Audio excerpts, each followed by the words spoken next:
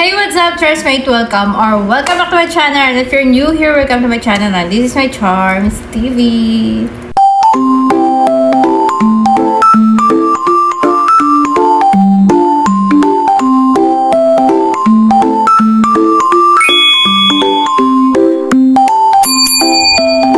Okay guys, so what's on 2025?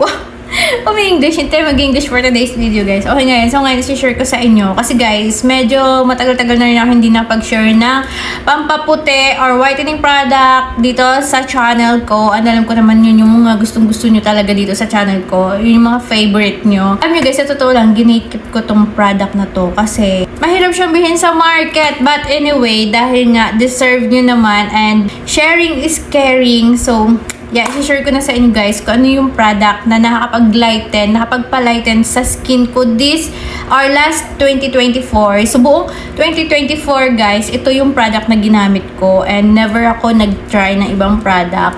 Kasi sobrang nagustuhan ko itong product na to. So, huwag na natin patagalin pa. Let's go! Ay, ganun. So, anyway guys, na-share ko na naman to dito sa inyo. Itong sabon na to, which is ito yung nag-number 1 or nag-top 1 sa akin as whitening soap. Medyo pricey lang talaga siya, pero when it comes to effectiveness niya, sobrang good na good siya. As in, nakita ko talaga yung effect niya. And sobrang bango nito. Kung naghahanap ka ng sabon na hindi drying sa skin, yung moisturizer na siya, at the same time, pampaputi na rin siya. So, ito yun. So, dito ka, kung mayroon nakakaluwag-luwag ka, mayroon kang extra budget, dito ka, kasi mabilis din ang pagpapaputi nito. And ito nga pala, nabibili to sa Watsons and mga drugstores. Isang box na to, dalawa na siya. So, nasa 300 something siya.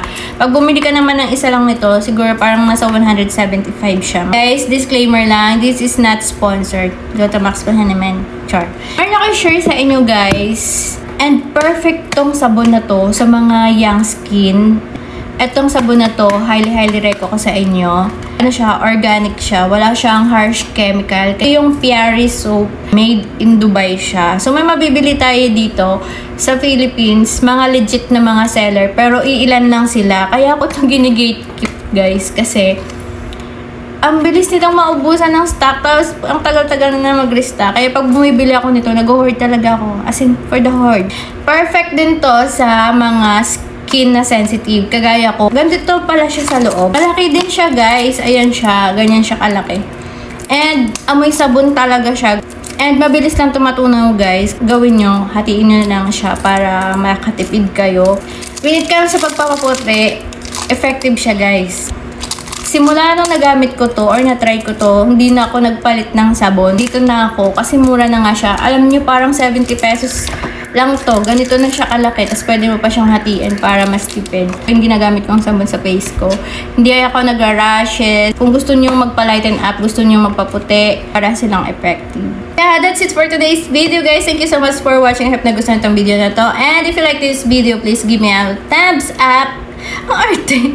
Please give me a thumbs up and don't forget to share, comment, and subscribe kapag hindi ka pa nakapag-subscribe, and click the notification bell kung ayaw nyo magalit ang lolo ko. Thank you guys! Bye-bye!